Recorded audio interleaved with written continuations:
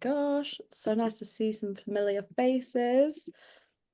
For anyone that didn't join last week and is new to Dyslexia in Adults, just a reminder that we think that on time is 5 past. So all of our events start somewhere between on the hour and 5 past, just allowing everyone to be late and everyone to kind of get themselves together. So if ever you're sitting there thinking, is it this time? Is it this time? Yeah, it is. We're coming. We're getting there eventually. Nothing too much to stress about. But a Dyslexia in Adults, 5 minutes past is still on time as far as we're concerned. Um, so so I'd love to see in the chat who made it to the co-occurrences event. Is this your first event? Are you coming to another one? Let us know how you're getting on. Is this the topic that you were like, oh my God, they're covering this? Oh my gosh. So just put some pressure on the panelists. Are you really excited about, like, is working memory the one that's kind of got you interested in this program? Sarah says it's her first event. Nice to have you, Sarah. Like I said, 5 minutes late is on time. Oh, you listen to the podcast, Lucy? Okay, Lucy's going to be on next week's podcast. She's one of our panelists. All right, then. I'm gonna just ask the panelists to introduce themselves just very quickly, just so you can get a bit of an overview, and then we'll dive in. So yeah, tell us your name, tell us where you're from, and then how we kind of found you in the world. So you want to start? Yeah, you start, Lucy. I can go. So hello everyone, I'm Lucy. I'm based in Bristol in the UK.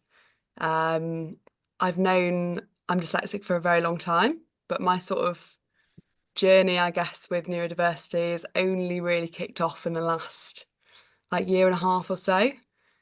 I joined a company which basically builds assistive software, and I'm part of the marketing team. So a lot of my remit was understanding neurodiversity and all of that stuff, and it was quite eye-opening. And one of the big things that led me to do it was actually running.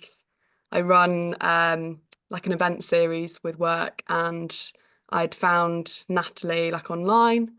Natalie was one of our second speaker, and I learnt about coaching for dyslexia. And yeah, long story short, I've had a bit of a journey in the last year and a half and discovering lots of different things about how my brain works. So She's very kindly going the other side of the foot. Normally she's in my seat, and now has decided to go the other side, which we're very grateful for. And Kira, do you want to get started? So I'm Kiara. I work in HR for a small tech company. I first found dyslexia in adults simply by on Spotify typing dyslexia, because I thought I really want to know more about this thing I've had all my life. So I was diagnosed at 4 because all my family were dyslexic, and my mum put me through like a private assessment because she suspected I was too. So I feel, yeah, obviously school's one thing, but then I think it evolves again when you become an adult and have a job, and different challenges there. Yeah, and then like it seems like every panel event we have just like one honorary man. If you attended our last panel event, we also we have Mark as our honorary man as well. Hi everyone, I'm Mark Kushner. So I am a business analyst. I basically watch or go through and find errors between systems and have that fun. So with dyslexia, which I found out when I was 21. So now that was 28 years ago that I found that out. So if you can do the math, you can figure out my age. I've known about it for a long time. I have done what I can to help manage it in ways that, from what I've read and stuff like that. That being said, I never really fully understood it. So me running across actually Natalie on Instagram and some of her posts.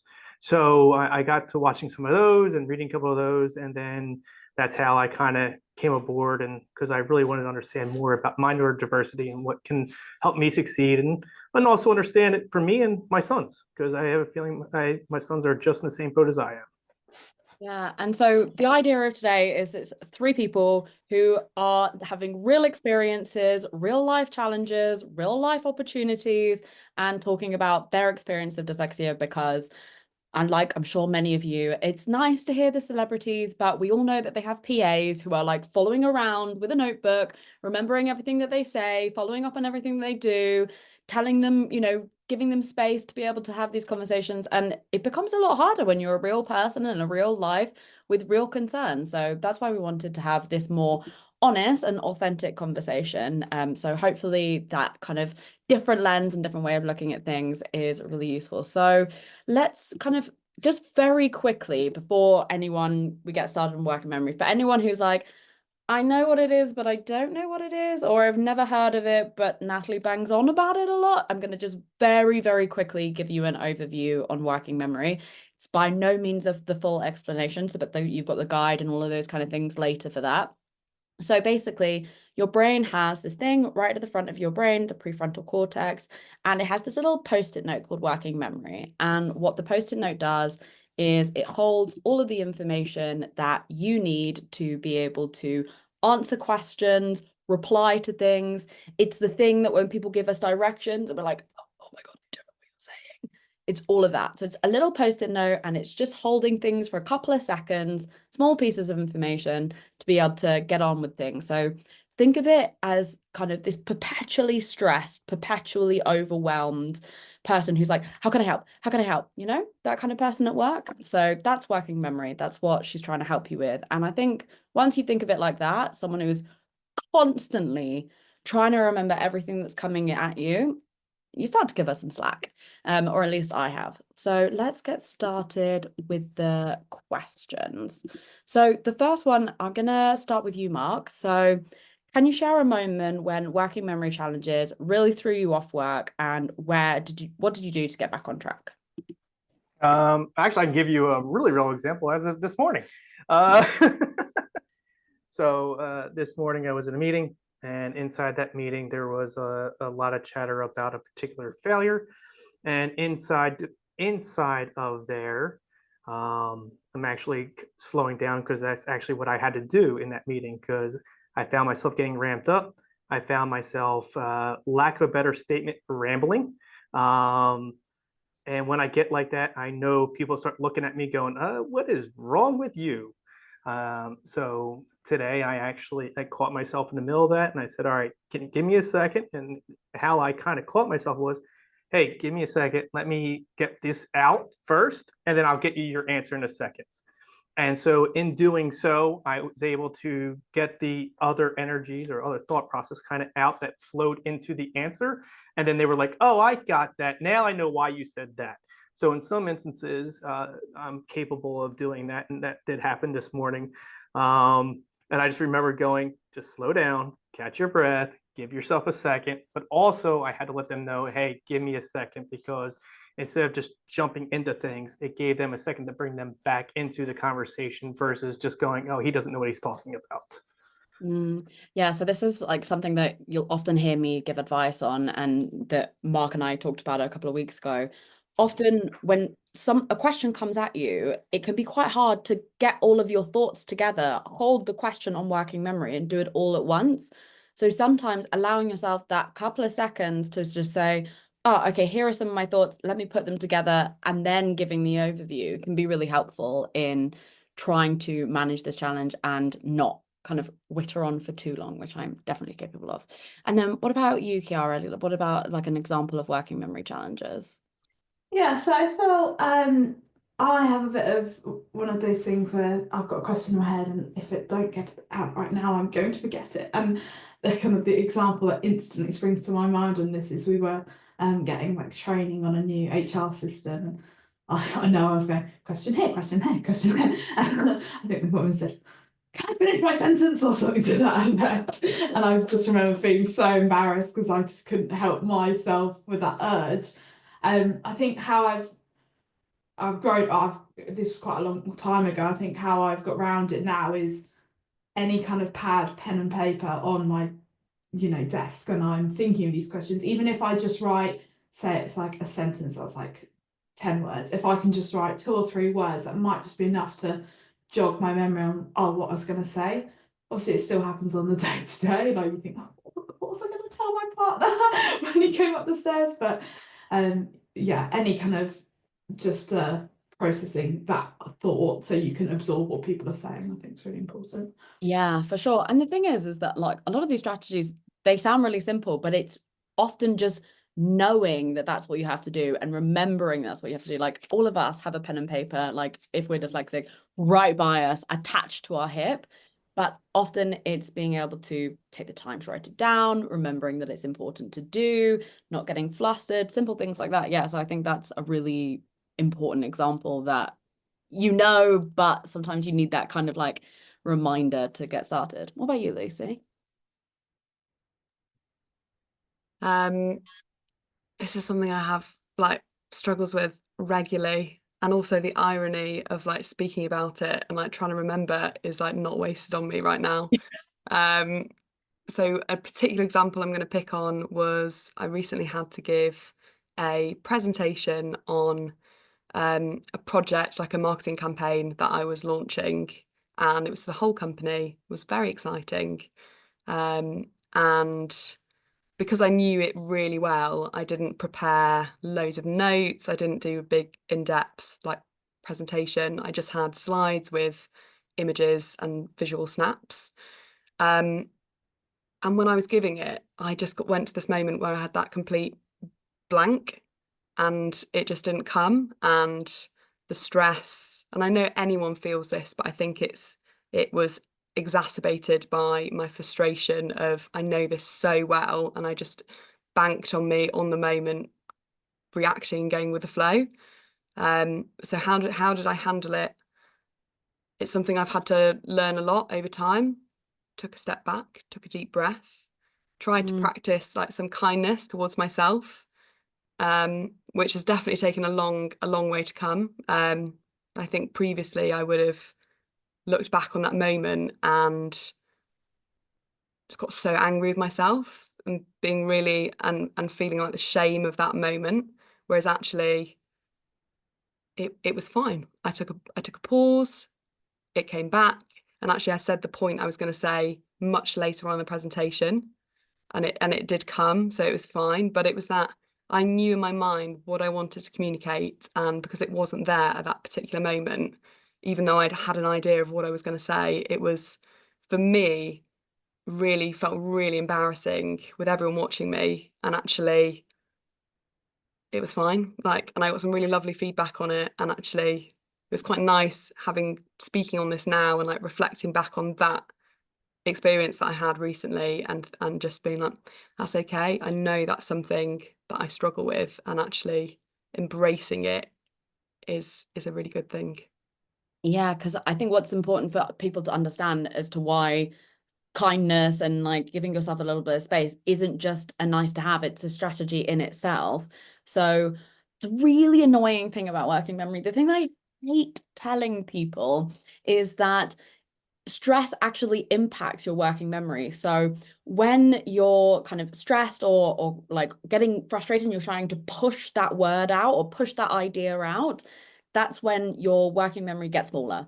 That's kind of the worst thing that you can do. So it seems really counterintuitive to just kind of breathe and take a moment. But if you can trust your brain, which again feels counterintuitive to say to a room of dyslexic people, but it actually will come.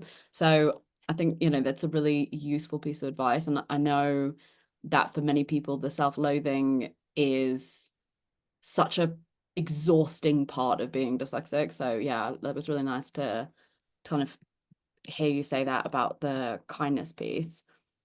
Kiara, going back to you, what are some of the tech pieces that you feel like is really helpful for working memory? What are some of the things that you really like or would recommend or found yourself using? Or is it just old school pen and paper? A bit of both. So, I mean, Microsoft does have fantastic like transcribe AI tools and stuff like that. So it will tell you, okay, Kiara, you were told, can you do that action from that meeting? But the downside that I've found is that to get that, you have to like record the meeting, really. which in some cases is inappropriate and advised against kind of thing. So yeah, pen and paper if I can. Something I have been doing lately, if it's like quite a structured conversation, I'll make like a script for like me and maybe the person who's like chairing the meeting, and then if I'm having to make notes, I've only got to make notes on what people come back with, not what was said to the person, if that makes sense. So that's been really helpful for me. And when I was reading back on working memory, it was like mental maths, and I was thinking to myself, oh yeah, when you're trying to add 5 weeks onto a date, there's online tools like date calculators, so you can like subtract and add like days and weeks, months, even hours, I think, onto a date and time, which again really helps rather than having to. I can't tell you, because I have in our team, we have 2 people based in America and 1 person based in South Africa, and then me based in London. And the amount of times I'm like, if it's 6 p.m. in the UK, what time is it in? Like, sod minusing 6 hours, adding 2 hours, minusing. No. If it's 5 p.m. in the UK, what time is it in America? Like, yeah, I completely agree. I feel the same. Like, why add more shame to your day? Like, Google is there for a reason. I think, yeah, that's a big one for sure. Lucy, what about you? As our resident tech person, what are you going to go for? I just want to add, Kiara, relate to that with the numbers so much, and Natalie, what you said about numbers in my mind is a nemesis with dates. Mm. So for me, I obviously work for a software company that does like assistive software. One of the tools that we have that I do use myself and is brilliant for like working memory in meetings, and it's similar, I think, Yara, to what you said about Microsoft like recording. It's a tool called Captioned, and it basically records and has like built-in note taking, so you can like tag things as important. So how I use it is I'll set it up, and then if someone says something that I know is important, I'll just tag it. And then something I love is uploading that into ChatGPT. You've obviously got to be careful around like data, but for me, for my meetings, I then upload it into ChatGPT and we'll literally just ask ChatGPT like, give me 3 bullet points, and I can ask it different things and get the information in different ways, which is I find so helpful. Yeah. Yeah, nice. I really like that one. And I think for anyone who ever does take any of my tech recommendations, they either come from Lucy or from Katie. That is the truth. And Lucy has recommended so many things. She's so good at those. So if she uses Caption, which I know she does in her life, then yeah, I think it's really useful. And the nice thing about the recording software, what you were saying, Kiara and Lucy, is that it's starting to change in the fact that we can find the information we need quicker. That flagging system, the AI summaries, whatever it is, not having to sit in an hour meeting, then rewatch an hour meeting, which when you're taking notes, takes double the time, just is so important. So it's, yeah, really nice to see the like progression as well. What about you, Mark? I feel like you're also a tech expert, but maybe also a pen and paper guy as well. So I will honestly tell you, pen and paper is not my friend. I tendency to lose stuff, especially when it's pen and paper, or I put it in too many places. That's kind of the kick of it. That being said, for meetings and stuff like that, I am at the beginning of each meeting, we'll go, hey, we're going to record this. And with Microsoft Teams, it also gives you the translations and the recording, and you can also click on, hey, this is something I need to go back on. So those are some of the things that I do. I also will use Microsoft Note, which I can share between my phone and my computer. And so if I need to jot something down real quick, I can jot it down and it keeps it there, and I can highlight it until I need it. In some cases, if it's within 24 hours, I go, oh, cool, I've already checked that off my list, and I remove it. Because if I leave it somewhere and I try to go back to it, I could have too much stuff. So when I kind of use it, I remove it. So this way I don't have to rethink it or have to look at it, because sometimes that will create more confusion for myself, if that makes sense.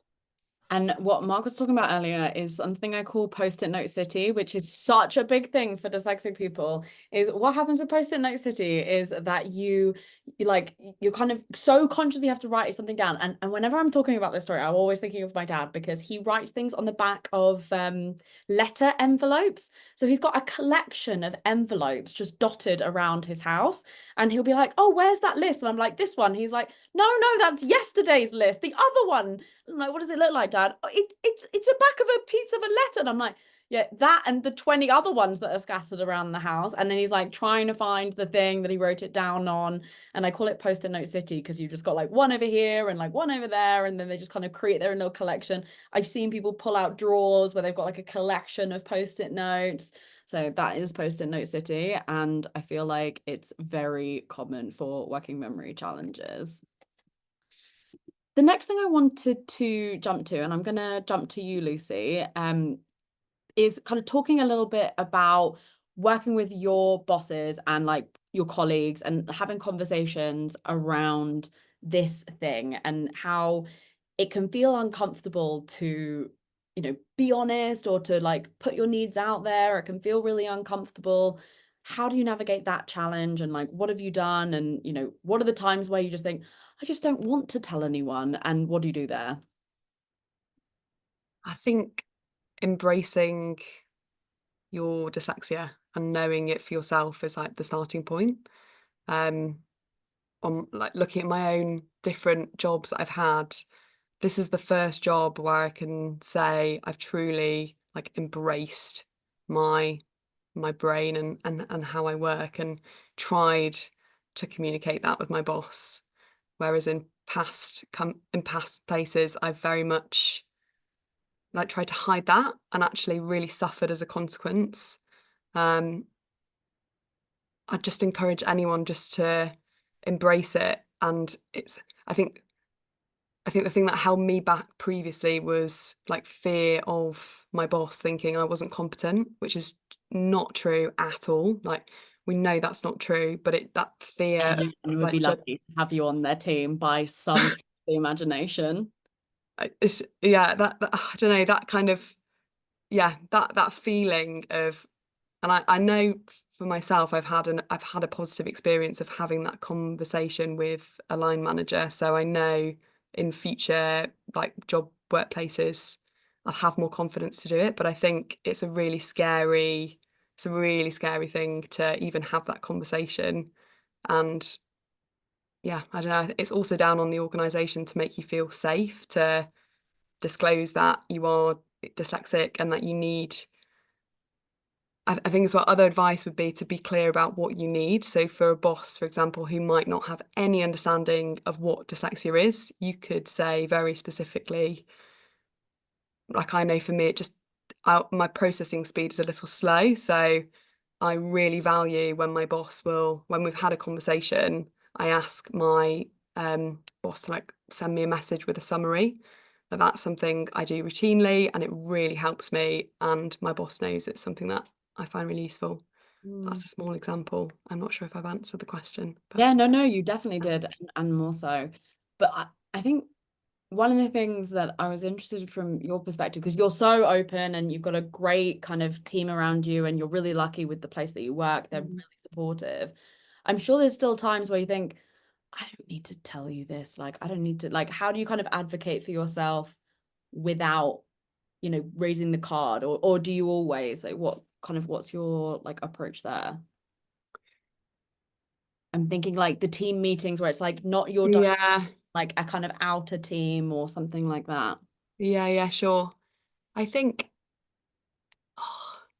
it just comes back to safety and like the relationships you have with people, because it's also when other people show you are like patient with you and flexible, it's absolutely not an issue. But when you are in situations where the environment isn't like that at all, it then becomes an issue. How do I don't think I have an answer. I think I'm quite an open person. I'm quite unusual, I think, in that respect. Like, I really will wear my like cards on my sleeve, so people know that I'm dyslexic at work, and I will talk about it regularly. And so yeah, I think the nice thing about the conversations we've had, which I'm sure you won't mind me sharing, is changing your narrative from your amazing workplace being a, out of the ordinary because you've had bad workplace experiences versus like this lovely experience. And it can, in a funny way, it's like this one's got to work, and trying to change that narrative to like, you'll find now, you know, that this exists, like this is now the standard, like this is where, you know, you're always going to look for and always check. And the thing that I say to like all of my clients is you're not meant to work everywhere. No one is good for every single job. And so a big part of our responsibility is checking that you have the psychological safety, checking the red flags, not going to work for the places that are clearly deranged. And it's not even about saying you're dyslexic. It could just be as simple as being like, they seem really stretched and overwhelmed, and there's no way I'm going to be able to like be myself here, you know, whatever it might be. So yeah, if you feel comfortable shouting it to the world, then that's an amazing sign. So really nice to hear. Mark, what about you in terms of having that conversation in the workplace and like advocating for yourself, like trying to get support with working memory challenges? What's the kind of thing that you do? So it was more recently that I've come out more about it. So previous bosses and stuff, if I've mentioned it, it's kind of gotten a side eye. I'll leave it at that. But that being said, my current boss, I did have a conversation with him, and I said, you know, I'm dyslexic. This is the type of things that I'm working with. And then and this to, you know, back up for Lucy is like, my boss is like, okay, do you want me to send you a summary of what we talked about today? Yes. Do you want me to send? And so that's what I've been doing with my current boss. And that, to your point, that safety piece, right? I didn't always bring it up because I did feel like if you brought it up, it was that stigma, and not a positive one either.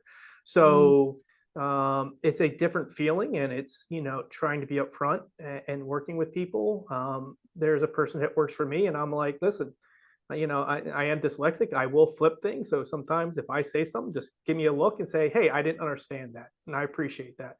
And she goes, hey, I heard this.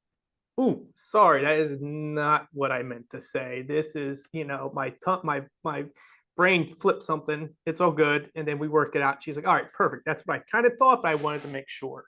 I have had people in the past who've known it. They were like, yes. They're like, I know what you said, but I know what you meant because I've known you for so long. And that's always a good feeling. But that, with that being said, it's like, all right, I have to at least allow more people in than I think I've ever done, which is a little bit of a scary perspective. I've been open with close people, but work and stuff like that has been a trial and error to get the right group in, if that makes sense.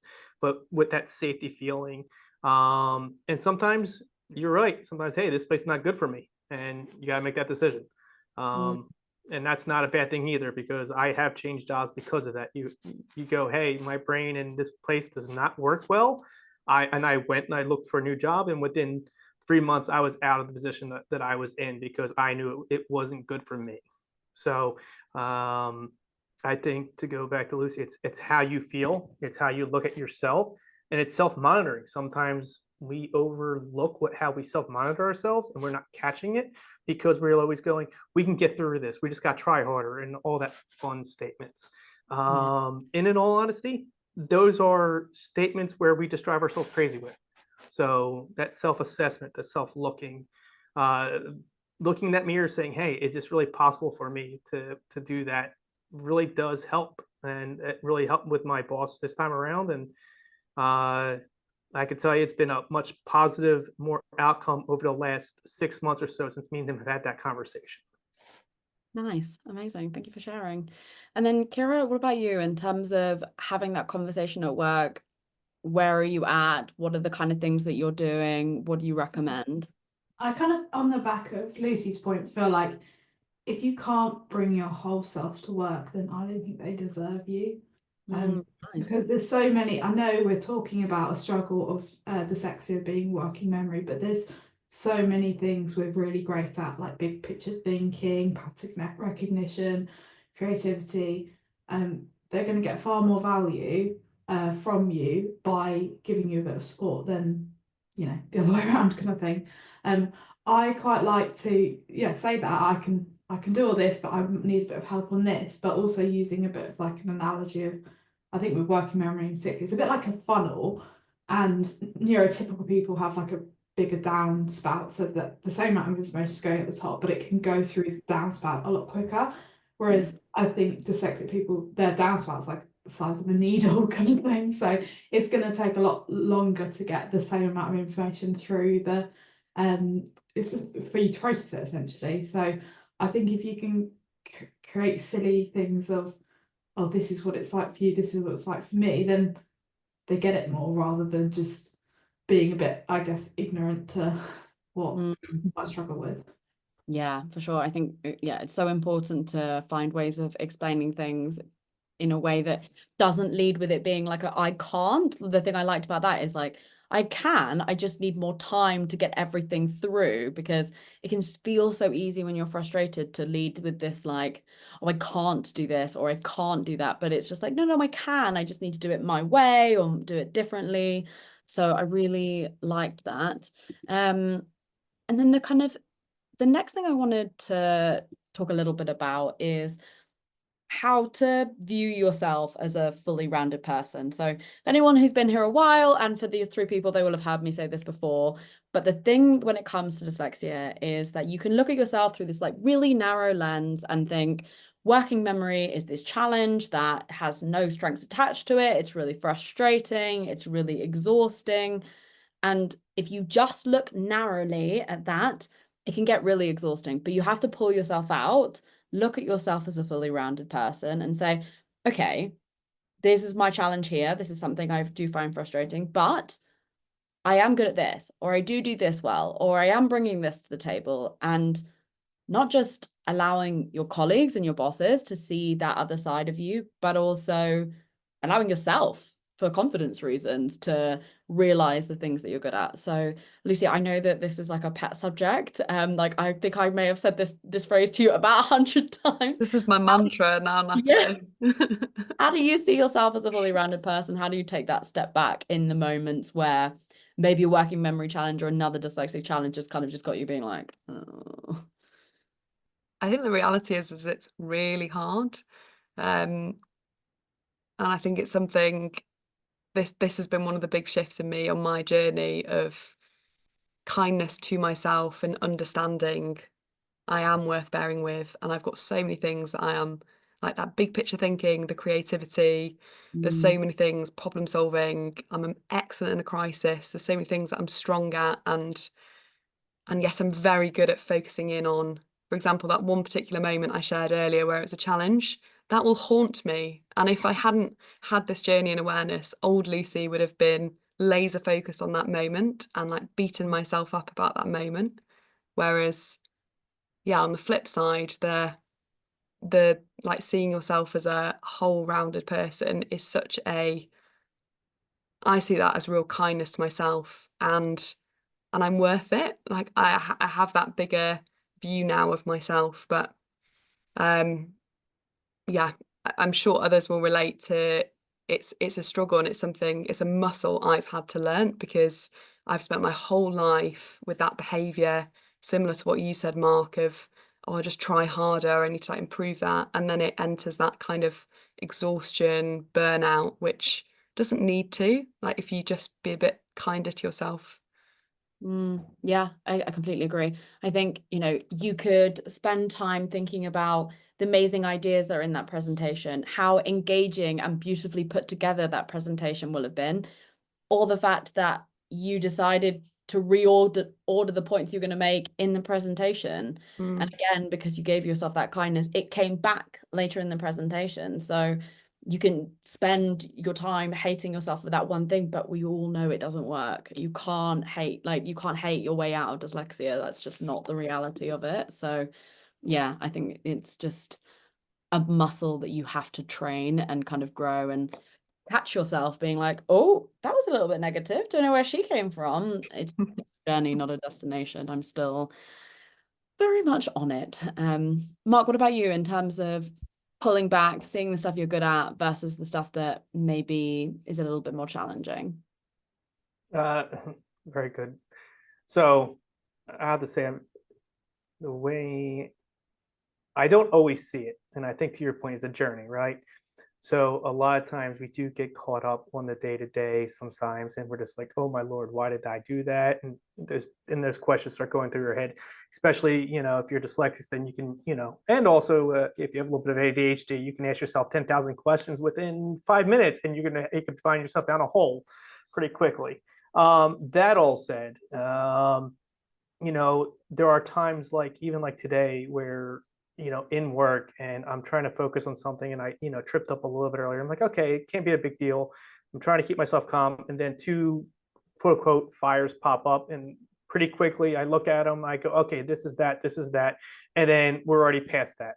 So it is kindness to yourself. It is knowing that there are other aspects that you can do and you can look at that help you understand that, hey, yes, I'm not as good here, but I'm really good here. And a good point was that doing that. A good example also, if anyone likes golf and Tiger Woods, Tiger Woods worst part of his game was actually putting. You know what he practiced 80% of the time? It was not his putting. It was his strength, which was driving. And I really do like the fact that I've heard that over the years. And I do try to put little things like, don't worry about our weaknesses as much. Just make sure you understand them, but definitely focus on your strengths to help you kind of move better. Interesting. I actually, speaking of good famous dyslexic people and the stories behind them, I had such a good one on Albert Einstein recently that I'd love to share with you all, where I didn't know this, but his wife was as kind of incredible and insightful as he was, but because she was a woman back in the day, she couldn't get into any of the courses and bits and pieces. So she did all of his admin work, support work. She supported him on so many of the projects, and there's lots of quotes from him being like, I couldn't have done this without her. So he was able to play to his strengths, work on the stuff that he was good at, and he had his wife supporting him in the background. So when you are kind of next hearing a quote about Albert Einstein and thinking, oh yeah, but I'm no Einstein, even Einstein had help. I think that really helped me to change my perception, because I don't always like taking help. Kira, what about you in terms of that pulling back thing and seeing what you're good at versus just getting obsessively irritated on the challenges? Yeah, I think no matter whether you're neurotypical, neurodiverse, you're your own worst enemy, and the negative self-talk in your head is always going to be worse than what anyone would say about you. So I think actually you need to, when somebody gives you a compliment or something, maybe just make a note of it, and then when you're having a really oh, why can't I do this? Why can't I do that day? Look back at the compliments you've got, and then you think, oh, actually, I forgot I did that, and that went really well. Or, for me, when we had an all-person get-together, my colleagues said, "How do you know everyone's name?" And I thought, oh, I suppose I do, but I think because I've got quite a visual memory, so I go, okay, look on the system. There's their photo. There's their name, and can pattern recognition, I suppose. Whereas I suppose that with working memory, name recall's not great. So I've kind of went into something I think I'm fairly good at to improve a challenge, I suppose. But yeah, I mean, I think when we had our first conversation, Natalie said, "Oh, I'm sure people compliment you on that." I said, "Oh yeah, I suppose I do." I couldn't tell you a single thing I was good at that point in time. Yara is like many dyslexic people I've spoken to over the years, where you ask them what they're good at and they're like, well, I guess I'm quite hardworking. And I'm like, anything about the way your brain works? Well, I guess I'm quite resilient. That's not about how your brain works. Anything else?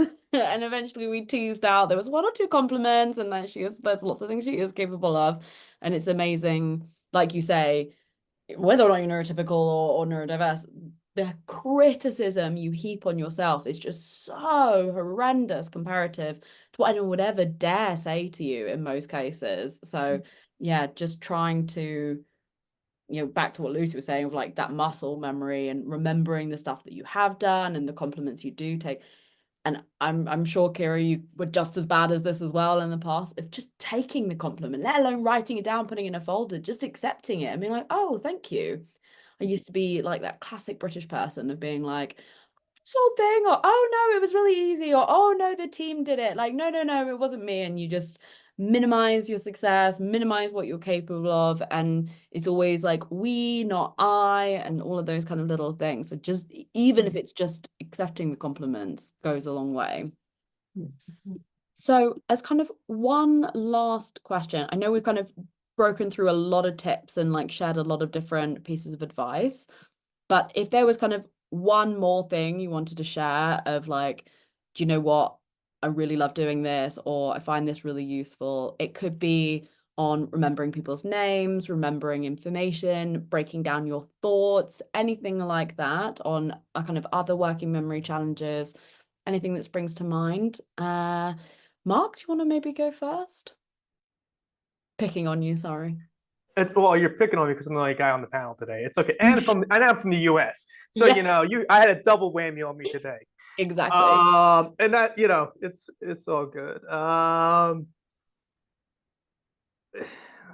One thing you would like, one tip or piece of advice. Yep. No, my brain. I was trying to let my brain catch up to my mouth for a second, or my mouth catch up to my brain. And actually, that's a very good tip because a lot of times we try to jump into a question without giving ourselves a second. So even there, like I paused for a second, and it's because I needed to take a second to get that thought process out. So it is giving yourself that few seconds of time. Sometimes you needed to. Sometimes you can say, "Hey, give me a second. Let me get my thought together." Sometimes we can ramble for a half a second, and then everyone just looks at you, and you're like, "Give me just one more, and I'll get there." Okay. And that can be very difficult because in those times, a lot of people don't always look at that as oh, they don't know what they're talking about. That's why they took a second. Or they're trying to lie. That's why they took a second. And I've heard those statements before. And the fact of the matter is, it's not. It's that person not understanding what is needed and how you think. And so it can be, you have to be caring for yourself. So it's the caring and giving yourself a second, not to jump into something. I will say that I've been known to jump in both feet into the deepest end of a pool. With that statement, sometimes that's not the best way to do it when you're talking to somebody. So you got to take that second. You got to take that chance for yourself to slow down. And even sometimes, hey, I need to slow down. Give me a second. That really does help me, and it has kept me more focused when I do that. I'm really glad to hear that that's working. It's like really wonderful. Lucy, what about you? Like one last golden nugget from your massive toolkit. I think one thing that's we've not spoken about hugely is it's okay if it's not there right in the moment, and you can follow up with people later when it does come. I think particularly an experience I have regularly at work is giving updates in meetings and then listening, asking questions. And often I have so many questions that are in my mind that just don't come when I have that opportunity. But again, like Mark said in a bit of theme today, just giving yourself the time, and like it's okay to follow up either in a message or one-on-one with that person afterwards, and it's not like you've not missed your moment and hate yourself. Like it's okay, and that's how you work, and actually that's absolutely okay. That's my one tip. Amazing. I love that. Thank you for sharing that one. Kiara? I feel mine is a bit twofold. One on kind of kindness to yourself, and other like just a practical thing I haven't said. So like first of all, the kindness, completely agree with everything Mark and Lucy said. Like even just sometimes taking yourself for a 10-minute walk when you're feeling overwhelmed can just half your problems. And you can come back with a much clearer head to what the problem you're trying to tackle. But also just like a practical tip I found lately, I've had like a paper diary. I got one for like a Christmas a couple of years ago, and just like putting down people's birthdays, or like the physical act of writing them, or putting a appointment and saying it's like 15 minutes before it actually is, because I'm always running late. It just really helps. I know it's not obviously ideal work because you know, meetings change and stuff, but that for me, the actual act of writing it ingrains that kind of like date in my brain. Yeah, I completely agree. My one that we also haven't had a chance to touch on today this tip, I love it. And it's the fact that as dyslexic people, we often think in pictures and stories and ideas, and it's really hard for working memory. What so many dyslexic people do is they take that picture and idea, then they try and merge it into a more useful way of explaining something. And you're asking so much of that tired little post-it note to remember the story, remember the original question, and then convert it to what we think is a more acceptable way of talking, and then communicate that. It's just, there's so many layers that you put on your brain. Just tell the story, just share the image that's in your mind, and it's so much easier for your brain to get out. That would be my like one little thing of trying to bridge that gap between the way that our brain thinks and the way that we actually process information. And I think it can kind of really help, and it's more engaging as well. So yeah, that's my little one. Katie, do you want to give us a quick overview of what we've coming the rest of the week and then next week on What If Dyslexia Was Easy as part of our campaign? I do. This is my favorite part because I get to talk. So no, this week we have already dropped a guide on, or I'm sorry, a workbook on working memory. So if you are not poking around in the What If Dyslexia Was Easy space, there is a resource or a question or something happening every day. So peek in and out as you see fit.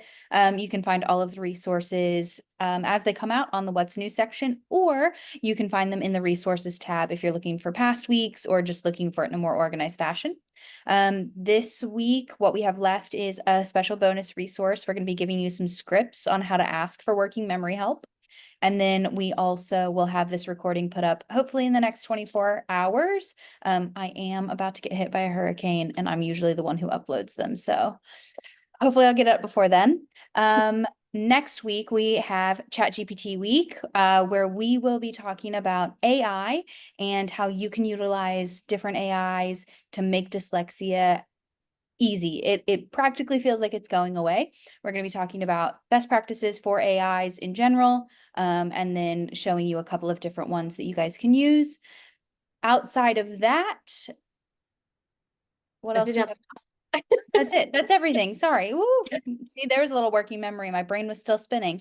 Yeah, so that's everything I've got for next week. Yeah, and yeah, thank you, Katie, for turning up in the middle of a hurricane. So very impressed. She's like, I don't think I can make it. There's a hurricane going on. I was like, don't you need to be evacuating? Like, are you okay? As a British person, I've not quite got used to working with the Floridian and their constant hurricane seasons. It's very stressful, but yeah. Thank you so much, everyone. And well, next call is the same time next week. So look forward to having you there. And Katie will be running it on ChatGPT.